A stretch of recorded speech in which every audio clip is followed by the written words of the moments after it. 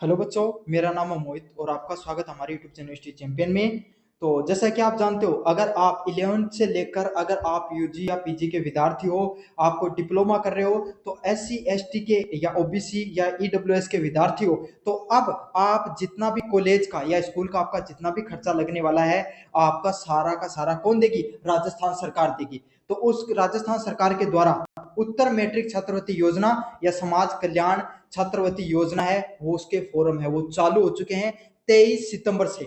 तो आप इसकी क्या पात्रता रहेगी, कौन कौन इसमें अप्लाई कर सकता है, बताऊंगा सारी जानकारी। बस आपको क्या करना है, वीडियो को पूरा देखना है, चैनल को सब्सक्राइब कर देना, अपने दोस्तों को जरूर से शेयर करना है। नीचे लाइक वाला बटन दिखाई दे रहा है, लाइक कर दो, और हाइप वाला बटन भी दिखाई दे रहा है, उस पर भी क्लिक कर देना है। संपूर्ण जानकारी आपको इसी वीडियो में देखने को मिलेगी, इसके अलावा आपको और कोई वीडियो देखने की जरूरत ही नहीं पड़ने वाली है। तो चलो शुरू करते हैं अपन। सबसे पहले समझेंगे जो राजस्थान के द्वारा सामाजिक न्याय व जो समाज कल्याण जो आपके सामने डिपार्टमेंट है, विभाग है, उसके द्वारा ये छात्रवृत्ति लाई जाती है, जिसमें कोई भी बच्चा जो 11 से लेकर स्नातक यूजी पीजी या फिर कोई व्यवसाय, मतलब अगर आप कोई एमबीबीएस आईआईटी जो भी कर रहे हो, या तकनीकी पाठ्यक्रम जैसे आईटीआई हो गई, किसी भी प्रकार के पाठ्यक्रम या डिप्लोमा अगर आप कर रहे हो, तो उसके लिए आपको क्या है, समाज कल्याण विभाग के द्वारा ये छात्रवृत्ति है वो लाई जाती है। इस छात्रवृत्ति के आवेदन वो मांगते हैं, और उसके तहत आपको क्या दी जाती है, छात्रवृत्ति है वो दी जाती है। अगर आप एससी एसटी के विशेषकर अगर विद्यार्थी हो, तो आपको तो इसी छात्रवृत्ति का फॉर्म अप्लाई करना है, और कोई सी भी छात्रवृत्ति का फॉर्म अप्लाई बिल्कुल भी नहीं करना है। समझ में आ गया आपको? सबसे पहले आपको इन चीजों का ध्यान रखना है। अगर आप 11th में हो, 12th में हो, या फिर जो यूजी में मतलब बीए बीएससी बीकॉम कर रहे हो, या फिर आपके सामने जो पीजी कर रहे हो, एमए एमएससी एमकॉम कर रहे हो, एमबीबीएस आईआईटी कुछ भी कर रहे हो, जो आपके सामने उसका जितना भी खर्चा लगेगा वो कौन देगी? राजस्थान सरकार देने वाली है इस योजना के तहत। अच्छा, किन किन लोगों को ये छात्रवृत्ति है वो मिल सकती है? इसमें कुछ आपके सामने विशेषताएं होती हैं, जाति विशेषकर। समझ में आ गया? तो सबसे पहले किसको मिलती है? अनुसूचित जाति। तो भैया जो एससी कैटेगरी के जो जिनका जाति प्रमाण पत्र है, उसके अंदर एससी कैटेगरी है, वो इसके अंदर फॉर्म अप्लाई कर सकते हैं। इनको एससी, अगला कौन है? जिनका जाति प्रमाण पत्र में एसटी है, समझ में? एसटी जाति प्रमाण पत्र बना हुआ एसटी का, वो अप्लाई कर सकते हैं। एससी और एसटी के जो विद्यार्थी होते हैं ना, उनको सभी को मिलती है, चाहे आप कोई भी हो। अगर एससी एसटी के विद्यार्थी हो, अगर इस योजना में अगर आपके सारे दस्तावेज सही हैं, सारी जानकारियां सही हैं, तो आपको सभी बच्चों को ये छात्रवृत्ति मिलती है। अगला क्या है आपके सामने? ओबीसी। ओबीसी और आपके सामने एसबीसी या एमबीसी को छात्रवृत्ति मिलती है, लेकिन उसके अंदर कुछ टर्म होती हैं, सभी को नहीं मिलती हैं। जिनके भाई मतलब आपके सामने क्या बोलते हैं, कुछ टर्म जिनके माता पिता नहीं है, या फिर और कोई अगर सामाजिक न्याय विभाग को लगता है कि भाई इनको छात्रवृत्ति देनी चाहिए, जो पात्र है उन्हीं को मिलती है, सबको नहीं मिलती है। तो इस भ्रम में मत रहें। अगर आप अप्लाई करना चाहो तो आप अप्लाई कर सकते हो, लेकिन सबको नहीं मिलेगी। कुछ विशेष जो टर्म होती है उसके अंदर, जैसे किसी के माता पिता नहीं है भाई, और उनका जो आय कम है, उन्हीं को ये चीज मिलती है। अगला क्या है? माइनॉरिटी के जो होते हैं आपके सामने, मुस्लिम सिख ईसाई पारसी, जिनको मिल जाती है, और ईडब्ल्यूएस वालों को भी मिल जाती है, अगर आपने ईडब्ल्यूएस का आपका बना हुआ है तो। समझ में आ गया? ईडब्ल्यूएस वालों को भी सभी को नहीं मिलती, जिनके जो पात्र होते हैं उन्हीं को मिलती है। तो ये फिक्स है। एससी एसटी वालों को तो सबको मिलनी ही अनिवार्य है। ओबीसी और जो आपके सामने एमबीसी या एसबीसी के हो, तो इसमें से अगर आप पात्र होगे तो ही आपको मिलेगी, वरना आपको नहीं मिलने वाली है। समझ में आ गया? अब आपको कौन कौन से ऐसे दस्तावेज हैं, कौन कौन से जो शैक्षणिक योग्यताएं हैं, जो अगर आपके पास है तो ही आप इसमें फॉर्म अप्लाई कर सकते हो। कौन कौन से कर सकते हो आप? सबसे पहले मैं बात करूं आपके सामने, आपके पास क्या होना चाहिए? मूल निवास है वो होना चाहिए। और मूल निवास कहाँ के होना चाहिए? आप राजस्थान के मूल निवासी होने चाहिए। समझ आया? आपका मूल निवास प्रमाण पत्र कहाँ का होना चाहिए? राजस्थान का बना हुआ होना चाहिए। अगला क्या है? जाति की बात करें तो आपके अंदर जो जाति प्रमाण पत्र है, एससी एसटी ओबीसी ईबीसी और अल्पसंख्यक का होना चाहिए। और आपके सामने एससी एसटी का तो परमानेंट का बनता है, मतलब 10 साल का, लेकिन ओबीसी का एमबीसी का जो ईडब्ल्यूएस का है, इनका भाई आपके सामने बदलता रहता है, हर 6 महीने में नया बनवाना पड़ता है, तो आपको नया बनवाना होगा। अच्छा, ये भी ध्यान रखना, आपको सेंटर का नहीं बनवाना है, आपको राजस्थान वाला बनवाना जाति प्रमाण पत्र। समझ में आ गया? और आपके साथ वेद जाति प्रमाण पत्र होना चाहिए, मतलब ऐसे नहीं कि जाली बनवा लिया आपने, आपके पास वेद होना चाहिए। साथ के साथ आप बात करें शैक्षणिक योग्यताएं, शैक्षणिक योग्यता क्या होनी चाहिए? जो जिस विद्यार्थी ने पिछली कक्षा में 10th 12th या पिछले सेमेस्टर में उत्तीर्ण होकर पास होकर क्या क्या आपके सामने अगली कक्षा में चले हो, चाहे आप 10th में हो, 10th पास कर लियो, 11th के विद्यार्थी हो, 12th के विद्यार्थी हो, बीए के, बीएससी, बीकॉम के कोई भी विद्यार्थी हो, आप इनमें से आप अप्लाई कर सकते हो। आपको क्या है, पिछली साल आपने बस पास की होनी चाहिए, ये बहुत जरूरी चीज है। समझ में आ गया आपका? पिछले वर्ष आपको पास किया होना चाहिए, और उसमें भी कितने आपके न्यूनतम अंक आने चाहिए? 50% से कम अंक नहीं आने चाहिए। ये बहुत जरूरी चीज है, जो भी बच्चा है, ये बहुत जरूरी चीज है। पिछले वर्ष आपको 50% अंक है वो प्राप्त किए होने चाहिए। सिर्फ पास होने से काम नहीं चलेगा, आपके 50% से कम है तो आप नहीं अप्लाई कर सकते। जैसे काफी बार कॉलेज के विद्यार्थी 48 बन गए, 36 मतलब 40 बन गए, तो वो अप्लाई नहीं कर सकते हैं। 50% से ज्यादा अंक आपको प्राप्त करने होंगे, तभी आप अप्लाई कर सकते हो। परिवार की आय की बात करें, यह भी बहुत जरूरी मापदंड है इस जो छात्रवृत्ति योजना के लिए। इसमें आपकी वार्षिक आय कितनी चाहिए? 2.5 लाख रुपए से कम नहीं होनी चाहिए।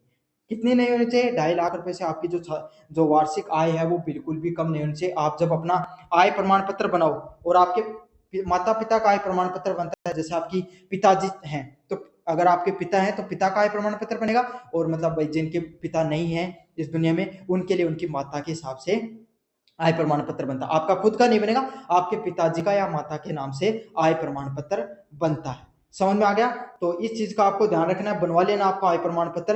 और आय प्रमाण पत्र 6 माह से पुराना नहीं होना चाहिए। कितने माह से?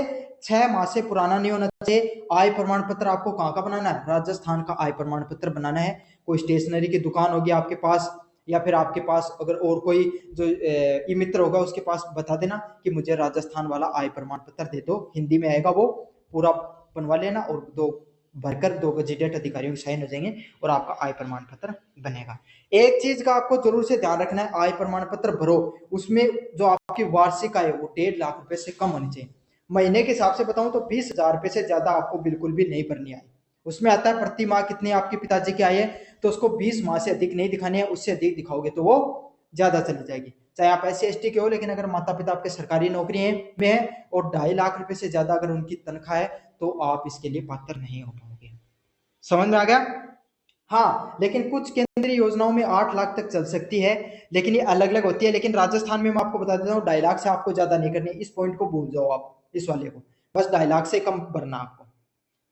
और एक पॉइंट और है कि आपको और कोई सरकारी छात्रवृत्ति का कोई लाभ नहीं लेना चाहिए। ऐसे नहीं कि आप और कोई सरकारी छात्रवृत्ति का भी लाभ ले रहे हो, मुख्यमंत्री वाली जो छात्रवृत्ति योजना उसका भी अप्लाई कर दिया, अब आपको लगा कि इसमें ज्यादा पेमेंट मिल रहा है तो इसमें भी अप्लाई कर देता हूँ, तो ऐसा नहीं होना चाहिए। इस पे आपको कदाचार का आपकी क्या हो सकता है, आपकी जो रद्द हो सकती है आपके इसके आधार पे।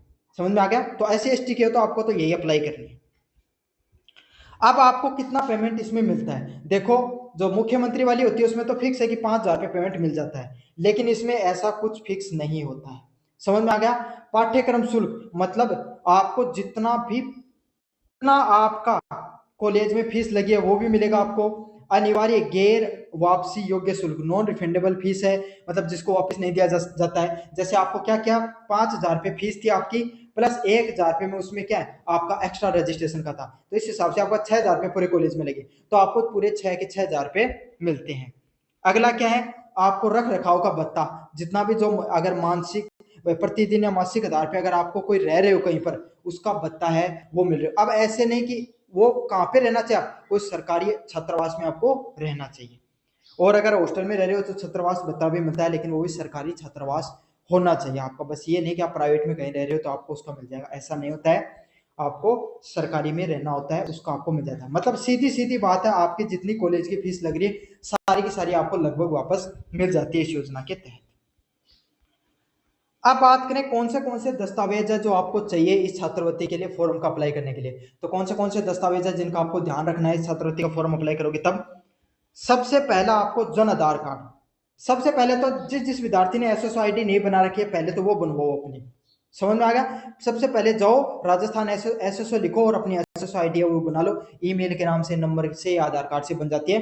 ये अपनी जो SSO ID है उसको बनाओ। फिर आपको कौन से दस्तावेज चाहिए? जन आधार कार्ड है वो अनिवार्य है, जन आधार कार्ड के बिना आपको छात्रवृत्ति का लाभ नहीं मिलेगा। और आपके जन आधार कार्ड में आपके माता पिता के, आपके घर के जितने भी मेंबर हैं उसमें अगर कोई त्रुटि है, कोई गलती है तो उसको भी सुधरा लो भैया। समझ में आ गया? अगला क्या है, आपके पास आधार कार्ड होना चाहिए। समझ में आ गया, आपके पास आधार कार्ड भी होना अनिवार्य है। अगला है, आपके पास मूल निवास होना चाहिए। राजस्थान के मूल निवासी हो तो इसका भी कोई प्रमाण पत्र होना चाहिए ना, तो मूल निवास है वो भी होना चाहिए, राजस्थान वाला होना चाहिए। अगला क्या है, जाति प्रमाण पत्र है, जो आप कौन सी जाति से हो या आपका इसका जो जाति प्रमाण पत्र भी आपके पास होना चाहिए। अगला है, आपके सामने आय प्रमाण पत्र आपका होना चाहिए। किसका, जो माता पिता के द्वारा जो बनाया गया आय प्रमाण पत्र है, और फिक्स 6 माह से पुराना नहीं होना चाहिए। ये याद रख लेना आप। अगर आपका आपने सोचा कि मैंने पिछली बार जो बनवाया था वो काम चल जाएगा, नहीं चलेगा। 6 महीने से ज्यादा आपका पुराना बिल्कुल भी नहीं होना चाहिए। अगला है, पिछली परीक्षा की मार्कशीट होनी चाहिए। जैसे अगर आप 11th में हो गए हो तो 10th क्लास वाली आपके पास मार्कशीट होनी चाहिए पास की। अगर आप फर्स्ट ईयर के विद्यार्थी हो तो आपके पास 12th वाली मार्कशीट होनी चाहिए। अगर आप थर्ड ईयर के हो तो सेकंड ईयर की पास की मार्कशीट होनी चाहिए। समझ में आ गया आपके सामने। इस तरीके से अगर आप सेमेस्टर में हो तो अगर आप सेकंड सेमेस्टर में अप्लाई कर रहे हो तो फर्स्ट सेमेस्टर की आपके पास मार्कशीट होनी चाहिए। इस तरीके से आपके सामने जो जो पिछले सेमेस्टर की या मार्क जो वर्ष की आपके पास मार्कशीट होनी चाहिए, वो भी आपके लिए अनिवार्य है। अगला है, वर्तमान पाठ्यक्रम में प्रवेश प्रमाण पत्र, मतलब आप जिस कॉलेज या संस्थान में पढ़ रहे हो उसमें जितनी फीस लगती है उसका क्या है, पूरा का पूरा आप क्या क्या करोगे, आप उसकी फीस की रसीद लिख लेना। समझ में आ गया, कितनी फीस लगी है उसकी फीस की रसीद उनसे ले लेना, और वो साफ और स्पष्ट होनी चाहिए। बैंक की पासबुक, सबसे बड़ी समस्या बच्चों के सामने आती है, सर हमारा खाता लगाए, माता पिता का लगाएं, किसी का भी लगा दो, आपकी आयु 18 वर्ष से ज्यादा होनी चाहिए। अगर आपकी 18 वर्ष से कम आयु है तो किसका लगाओगे, आपका और आपके माता पिता का ज्वाइंट खाता बनता है। जैसे आपके पिताजी का और आपका ज्वाइंट खाता बन जाएगा, आपको वो अप्लाई कर देना है। कोशिश करो आपके खुद का ही लगाओ। खाता किसका लगाना है, आपको अपना खुद का लगाना है, माता पिता मत लगाना। अगर आपकी आयु 18 वर्ष से ज्यादा है तो अपना खाता खुलवा लो, स्टूडेंट खाता बन जाएगा, आपको जीरो बैलेंस पे खुलता है, वो बना लो। अगर आपके 18 वर्ष से कम आयु है तो आपके माता पिता में से किसी का एक आपका और आपका ज्वाइंट खाता बन जाएगा, वो लगा देना है। और फॉर्म में भरते समय ई मित्र वाले के पास बैठ जाना, अच्छे से फॉर्म को अप्लाई कराना, एक गलती के लिए फिर से आपको परेशान होना पड़ेगा।